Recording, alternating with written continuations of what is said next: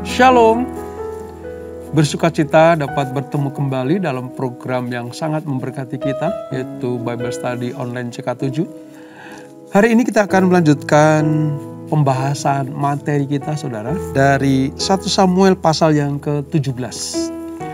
Kalau kemarin saudara ingat bagaimana kita belajar tentang Daud dipersiapkan oleh Tuhan lewat Nabi Samuel, diurapi, Roh Allah mulai tinggal dalam dirinya. Lalu dia menjadi orang terdekat dari Raja Saul pada waktu itu. Sampai membawa senjatanya sendiri, yaitu senjata Saul. Itu artinya Daud mendapatkan kehormatan luar biasa. Nah, pada pasal yang ke-17 ini, Daud menghadapi ujian pertama kali dalam hidupnya. Setelah diurapi oleh Nabi Samuel. Ujian itu adalah musuh besar Israel, orang Filistin, di mana jagoannya adalah Goliat. Nah, kisahnya seperti apa? Saya yakin dan percaya saudara pernah mendengar, pernah membaca, ya, mungkin pernah merenungkan kisah tentang Daud dan Goliat ini. Tapi pada hari ini mari kita perdalam pengertian kita, bagaimana Daud mampu mengalahkan Goliat, musuh utama orang Israel. Tapi dahulu kita datang kepada Tuhan, minta Tuhan mengurapi kita. Kita sembah Dia, saudara. Haleluya, Yesus Tuhan. Kau yang selalu beserta kami, Kau yang mengurapi kami anak-anak-Mu. Kuasa-Mu nyata Tuhan, Kuasa-Mu nyata. Oh, terima kasih Bapa, terima kasih Yesus Tuhan kami. Haleluya. Oh, bila Engkau tak besertaku,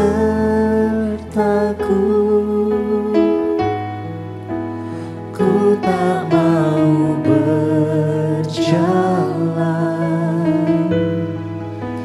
Ku perlu Tuhan, pimpin langkahku dengan kasih karunia-Mu. Pimpin langkahku setiap waktu, berjalan dalam Roh-Mu. Nyatakan Tuhan kemuliaan-Mu, dan berjalanlah denganku. Bila Engkau tak besertaku, ku tak mau berjalan. Ku perlu Tuhan, pimpin langkahku dengan kasih karunia-Mu. Pimpin langkahku setiap waktu, berjalan dalam Roh-Mu.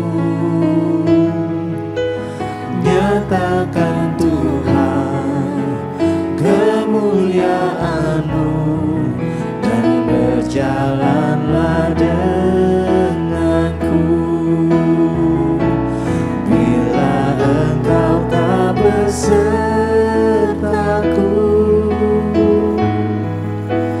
ku tak mau berjalan.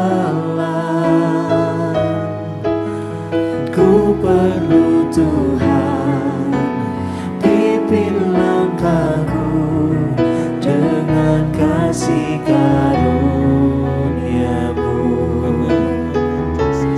Pimpin langkahku setiap waktu,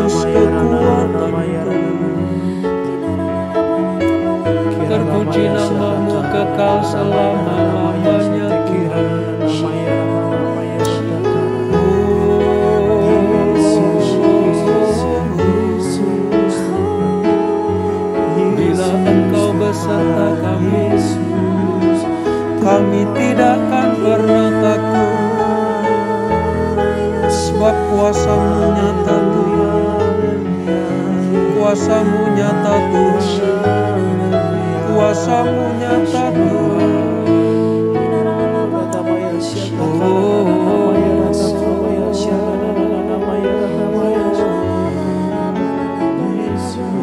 Shikirala patakaya.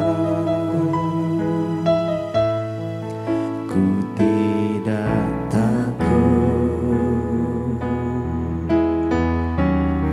sebab Kau besertaku.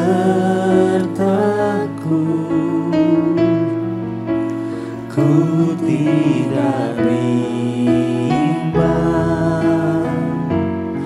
sebab Engkau Allahku.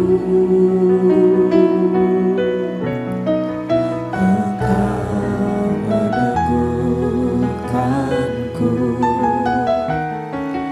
bahkan menolongku. Kau batu karangku, Yesus Tuhan. Yesus memegangku dengan tangan kanan-Mu. Yesus memberiku kemenangan. Yesus memegangku dengan tangan kanan-Mu. Yesus memberiku kemenangan.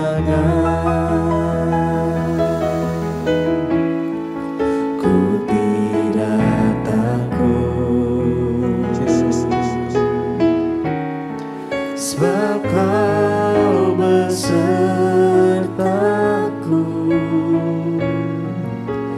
Ku tidak bimbang, sebab Engkau Allahku. Engkau meneguhkanku, bahkan menolongku. Kau batu karangku, Yesus Tuhan.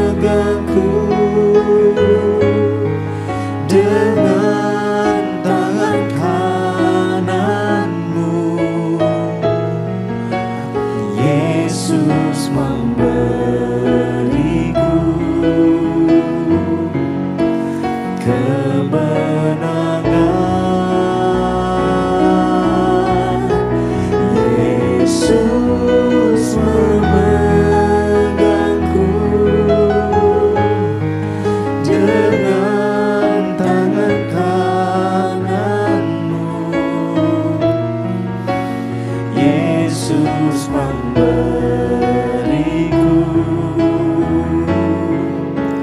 kemenangan. Yesus memegangku dengan tangan kananmu. Yesus memberiku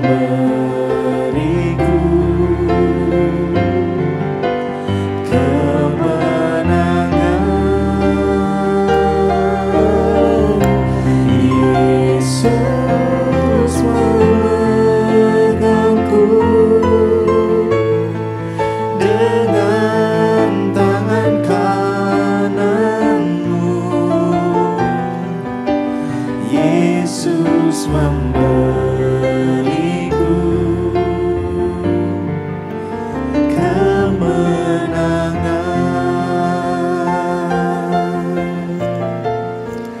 Yesus memberiku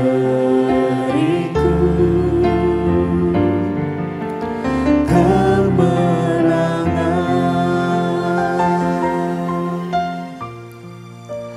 Yesus memberiku kemenangan. Haleluya, haleluya, haleluya.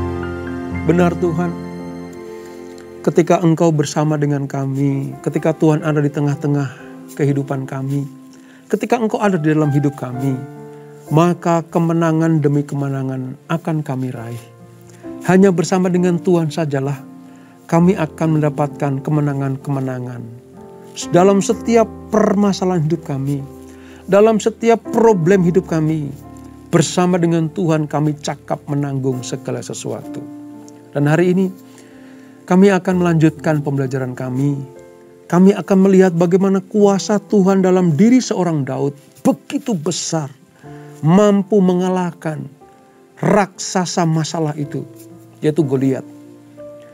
Kami percaya ketika kami merenungkan, membaca, kami menggali firman ini, kami akan mendapatkan rema yang luar biasa. Oleh sebab itu Bapa, urapi kami, jamah kami. Dalam nama Yesus, kami siap belajar. Haleluya.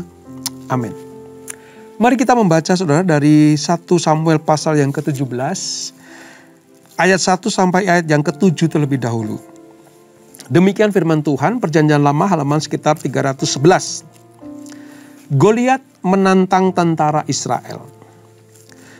Orang Israel mengumpulkan tentaranya untuk berperang. Orang Filistin mengumpulkan tentaranya untuk berperang.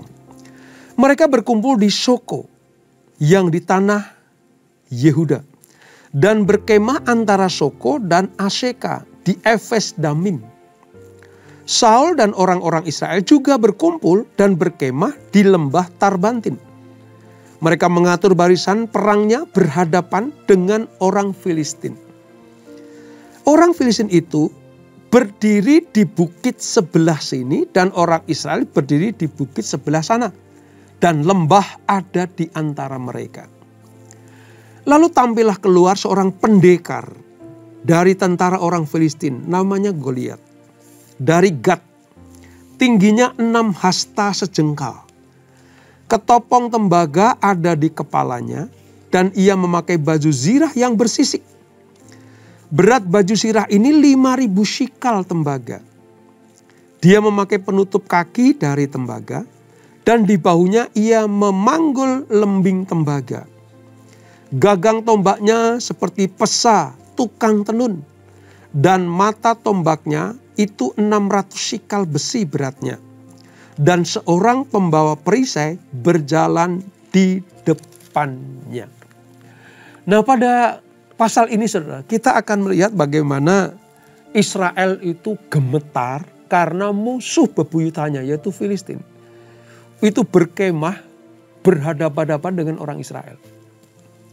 Dulu saat Israel dalam perjalanan keluar dari Mesir menuju tanah Kanaan, mereka pernah berteriak-teriak kepada Tuhan, bahkan memberontak kepada Allah. Karena apa? Takut mendengar bahwa penduduk Kanaan itu raksasa yang perkasa. Kalau saudara ingat di Bilangan pasal yang ke-13 dan 14 itu. Dan akibatnya apa? Israel dihukum Tuhan. Ya, 10 pengintai melihat di Kanaan orang-orang raksasa, mereka ngeper, takut. Dan pada peristiwa yang kita baca ini, perasaan takut, ya, perasaan gentar, ya, perasaan gemetar yang ketakutan itu terjadi lagi. Kenapa? Karena di depan orang Israel ada tentara Filistin dan mereka punya, orang Filistin itu punya jagoan, ya, punya pendekar disebut tadi ya. Namanya Goliat. Saudara lihat tadi, kriterianya seperti apa? Melebihi, ya, melebihi tentara-tentara yang lain. Ketakutan yang sama yang pernah dirasakan oleh Israel melihat orang Kanaan, sekarang terjadi ketika tentara Israel melihat orang Filistin. Yang takut bukan hanya tentara Israel, termasuk Raja Saul. Gemetar lihat Goliat, saudara. Ini pendekar yang raksasa luar biasa. Alkitab mencatat. Gambarannya apa? Tingginya sekitar 3 meter. Ya, 2 meter 80-an, saudara. Hampir 3 meter. Berat baju zirahnya yang dipakai dari tembaka tadi, kira-kira 57 kilogram. Itu baru bajunya. Mata tombaknya itu beratnya 7 kilogram. Bahkan untuk membawa senjata saja perlu orang lain. Saking atribut perangnya itu besar, berat. Dan dari penampilan fisik saja sudah menakutkan tentara Israel. Saat itu Goliat menantang perkelahian 1 lawan 1. Filistin punya jagoan, punya pendekar Goliat. Dia teriak-teriak, keluarkan jagoan atau pendekar dari Israel. Kira-kira seperti itu. Wajar kalau tidak ada orang Israel yang berani menghadapi Goliat. Sebab apa? Tidak ada yang seimbang secara fisik. Bahkan kakak-kakak Daud yang 7 orang itu. Dari mulai Eliab sampai adik-adiknya yang ke-7 itu. Tidak ada yang berani untuk datang menghampiri atau menghadapi Goliat. Mari kita lihat ayat 8, saudara. Ini Goliat teriak-teriak ini. Ia berdiri dan berseru kepada barisan Israel, katanya kepada mereka. Mengapa kamu keluar untuk mengukur barisan perangmu? Bukankah aku seorang Filistin dan kamu adalah hamba Saul? Pilihlah bagimu seorang dan biarkan ia turun mendapatkan aku. Jika ia dapat berperang melawan aku dan mengalahkan aku, maka kami, orang Filistin ini, akan menjadi hambamu. Tapi jika aku dapat mengungguli dia dan mengalahkannya, maka kamu akan menjadi hamba kami dan takluk kepada kami. Pula kata orang Filistin itu, aku menantang hari ini barisan Israel. Berikanlah kepadaku seorang supaya kami berperang seorang lawan seorang. Ketika Saul dan segenap orang Israel mendengar perkataan orang Filistin itu, maka cemaslah hati mereka dan sangat ketakutan. Sangat ketakutan. Takut saja wajar, saudara. Tapi kalau sangat ketakutan itu di luar kewajaran. Kenapa? Karena nggak mungkin menang. Nggak mungkin menang. Nah, mari kita lihat fenomenanya seperti apa. Oleh bapaknya, Daud diminta untuk menengok kakak-kakaknya di medan perang. Karena Isai dengar bahwa Filistin sedang ingin merangsek ke wilayah Israel. Kamu lihat kakak-kakakmu di ayat-ayat berikutnya ini. Nih aku bawakan makanan untuk mereka. Aku berdoa supaya mereka selamat. Kasih tahu kepada kakakmu, kami di rumah berdoa untuk mereka. Singkat cerita, Daud bawa rantang dari rumahnya untuk dibawakan kepada kakaknya yang di medan peperangan. Nah, ketika menjelang dekat dengan garis peperangan, saudara, tempat di mana orang Israel berkemah, Daud itu mendengar bagaimana lantangnya suara Goliat mengucapkan tantangan kepada orang Israel, seperti yang kita baca tadi. Iseng-iseng Daud tanya kepada para tentara itu siapa? Hei, kamu anak kecil ngapain kesini? Kira-kira seperti itu. Itu tadi siapa yang berkata lantang menantang kita? Tahu nggak? Itu pendekar Filistin. Kami semua ketakutan. Termasuk raja kami Saul. Kita ketakutan semuanya. Karena nggak ada yang seimbang melawan Goliat. Tadi Saul berkata seperti ini, kalau ada orang yang berani menantang Goliat, bahkan mampu mengalahkannya, maka akan mendapatkan hadiah besar dari Raja Saul. Singkat cerita, Daud itu memberanikan diri untuk menghadapi Goliat, saudara. Makanya di perikop berikutnya ada perkelahian Daud dengan Goliat. Dari ayat 40 nanti sampai dengan di ayat yang ke-54. Itu sebuah peristiwa bagaimana Daud mengalahkan Goliat. Nah, mari kita lihat. Keberanian untuk melawan Goliat justru datang dari seorang anak remaja namanya Daud. Pemuda yang masih belia. Tetapi di ayat 16 kemarin kita belajar, dia sudah diurapi Tuhan. Orang yang sudah mendapatkan urapan Tuhan, Roh Allah ada dalam dirinya. Keberaniannya bukan karena ia perkasa atau secara fisik seimbang dengan Goliat. Daud berani karena ia tahu bahwa yang dia hadapi adalah orang yang tidak bersunat. Ayat 26. Saya bacakan buat kita semuanya ya, ayat 26 nih. Lalu berkatalah Daud kepada orang-orang yang berdiri dekatnya, apakah yang akan dilakukan kepada orang yang mengalahkan orang Filistin itu dan yang menghindari cemooh dari Israel? Siapa orang Filistin yang tidak bersunat ini sampai ia berani mencemooh barisan daripada Allah yang hidup? Jadi Daud meletakkan dasar keberanian karena Roh Allah berdasarkan apa? Kebenaran Allah. Kita sebagai tentara Allah, orang Israel, ini tentara yang bersunat. Kata bersunat itu artinya orang yang berkenan kepada Allah. Ya. Dan itu orang yang tidak bersunat itu, yaitu Goliat itu, berani-beraninya. Dia bukan umat Allah, gitu. Nah, kita diurapi Tuhan. Mungkin kalau Daud suruh ceramah kepada prajurit Israel seperti itu, kita diurapi Tuhan, ngapain takut? Selain dia bukan umat Allah, orang yang tidak bersunat, Goliat berani menghujat Allah kita. Dia sesumbar menantang umat Israel. Tapi mereka lupa, sesungguhnya yang ia lawan adalah Allah Israel itu sendiri. Nah, itu pegangan Daud.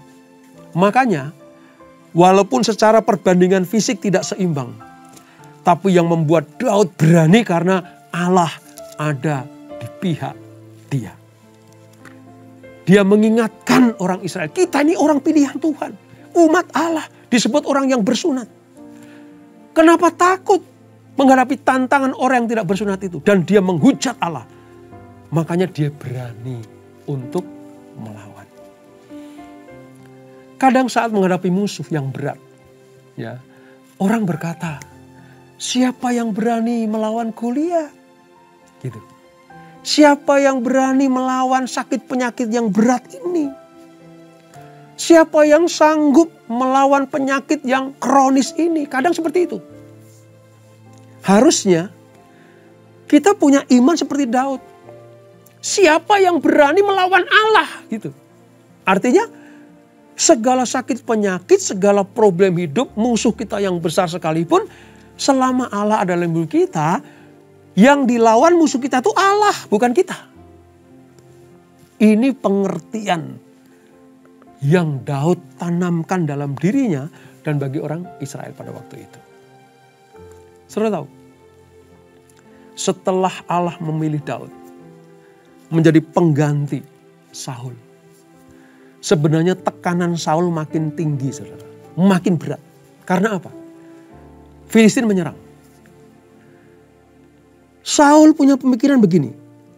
Sejak Roh Allah meninggalkan dia, jiwanya mulai goyang. Rohaninya mulai terpengaruh oleh kondisi apa yang ada di depannya. Secara fisik, jiwa, dan pikiran, bahkan roh, Saul itu lemah. Makanya sehebat-hebatnya Saul, sekuat-kuatnya orang Israel, kalau rajanya saja sudah takut, selesai itu. Nggak akan ada yang bisa mengalahkan Goliat. Ditambah lagi ejekan Goliat yang menakutkan dan menyakitkan hati itu semakin menekan jiwa Saul. Sebab apa? Ancaman Goliat mengandung konsekuensi berat. Bila Israel kalah melawan Goliat, maka Israel akan menjadi budak orang Filistin. Saul takut dan cemas luar biasa. Dia sadar bahwa roh Allah sudah meninggalkan dia. Makanya dia diam saja. Sambil menunggu hal-hal yang di luar pikiran Saul. Syukur-syukur tiba-tiba Goliat mati sendiri. Kira-kira seperti itu. Tapi Allah punya jagoan yang luar biasa. Daud ditampilkan. Untuk apa? Untuk memberikan pelajaran kepada Saul dan tentara orang Filistin, Israel pada waktu itu. Termasuk kita saat ini. Di mana letak kunci kemenangan Daud atas Goliat? Bukan karena kecanggihan Daud berperang. Ya, dia pernah melawan singa, beruang, melindungi kambing dombanya. Tapi hanya dengan senjata sederhana saja. Itu latihan bagi Daud. Tapi kunci kemenangan Daud adalah ada pada Tuhan yang menjadi sandarannya. Pengalaman-pengalaman menghadapi singa dan beruang itu dipakai oleh Daud hanya sebagai penguat. Tetapi sesungguhnya kemampuan utamanya adalah Tuhan bersama dengan Daud. Daud tahu persis musuhnya adalah orang yang tidak mengenal Tuhan. Bahkan berani menghujat Tuhan. Maka ia yakin bahwa Tuhan sendiri menjadi lawan Goliat. Sebab di mata Daud, Goliat tidak lebih daripada binatang buas yang mencoba mengganggu ternaknya. Di pikiran Daud ini, Goliat itu sama seperti singa beruang yang pernah dia kalahkan ketika mengganggu ternaknya. Singa dan beruang cukup dengan ketapel. Manusia tidak bersunat juga cukup dengan ketapel. Kira-kira seperti itu. Daud akan membuat Goliat tumbang dan tentara Filistin tunggang langgang. Oleh sebab itu, ketika Saul tahu bahwa Daud pengen menghadapi Goliat, Saul menawarkan pakaian perangnya. Hei anak muda, kamu tahu kan? Goliat pakai pakaian seperti itu tuh. Berat bajunya saja udah 57 kg. Sekarang kamu pakai ketopongku, pakai bajuku. Apa yang terjadi? Nggak pas, nggak cocok. Ya, kelihatan terlalu besar bagi Daud. Makanya dia tanggalkan lagi. Raja, aku nggak perlu ini. Selama Tuhan bersama dengan aku, bahkan aku tidak pakai baju perang pun, ya, aku sanggup melawan orang yang tidak bersunat ini. Daud merasa tidak memerlukan perlengkapan prajurit yang ada dalam diri Saul. Mungkin dalam hati Daud, ngapain itu dikasih ke aku? Kalian aja maju. Harusnya kan begitu. Ya. Daud dengan gagah berani menghadapi Goliat karena dia tahu persis Tuhan ada di pihak dia. Luar biasa saudara. Kalau tadi kita lihat apa rahasia kemenangan Daud. Karena Allah ada di pihaknya. Sekarang mari kita balik. Apa rahasia kekalahan Goliat? Mari kita lihat dari sisi musuh kita. Dari musuh orang Israel. Goliat kalah karena memandang remeh musuhnya. Sehingga ia tidak bisa melihat kedahsyatan Allah yang menyertai Daud. Musuh kita, kalau menganggap remeh kita, udah jangan takut saudara. Kadang kan dihina oleh musuh. Sebab bagi Goliat merasa terhina karena tantangannya diladeni oleh seorang anak kecil. Coba lihat ayat 43. Ayat 43. Orang Filistin itu, Goliat ini saudara, berkata kepadanya, kepada Daud, anjingkah aku? Maka engkau mendatangi aku dengan tongkat. Ini sebuah penghinaan bagi Goliat saudara. Maka dia meremehkan. Kamu pikir aku anjing, kamu bawa tongkat untuk mengusir aku. Kamu tahu gak aku ini tentara Filistin. Ya, aku ini jagoan. Aku ini yang diandalkan oleh orang Filistin. Kok kamu pakai tongkat? Gitu. Kalau aku pakai baju perang, tongkatmu tidak akan pernah berarti apa-apa. Goliat sedang meremehkan Daud. Sebab nyatanya lewat tongkat itu, musuh-musuh Daud pada waktu itu, singa dan beruang dia bisa halau lewat tongkat itu. Dan sekarang bukan tongkat Daud yang membuat dia mengalahkan Goliat, tapi urapan Tuhan itu yang membuat Daud mampu mengalahkan Goliat. Betapa kagetnya Goliat dan gemetarnya dia saat Daud dengan lantang mengatakan, ini sesumbar Goliat dibalas dengan perkataan penuh kuasa oleh Daud. Engkau mendatangi aku dengan pedang dan tombak dan lembing. Tapi aku mendatangi engkau dengan nama Tuhan semesta alam. Hari ini juga Tuhan akan menyerahkan engkau ke dalam tanganku. Coba lihat. Daud tidak berkata bahwa aku akan mengalahkan engkau.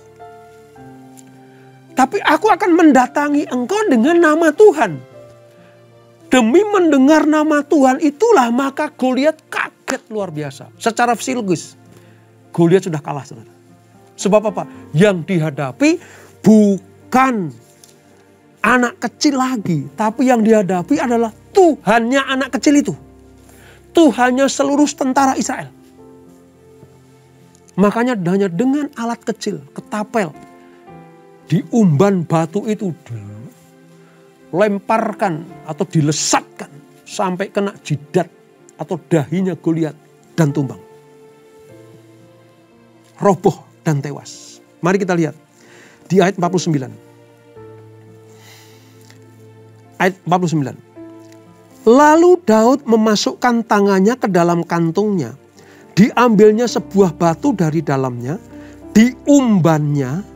Maka kenalah dahi orang Filistin itu. Sehingga batu itu terbenam ke dalam dahinya. Dan terjerumuslah ia dengan mukanya ke tanah. Demikianlah Daud mengalahkan orang Filistin itu. Dan umban, ya, dengan umban dan batu. Saudara lihat, umban dan batu itu cuma penyelesaian akhir. Tapi sebenarnya yang membuat ketakutan Goliat adalah ketika Daud berkata, aku mendatangi kamu dengan nama Tuhan semesta alam. Saudara, dari sini kita belajar. Seberat apapun musuh kita, sehebat apapun musuh kita, apapun itu, saudara.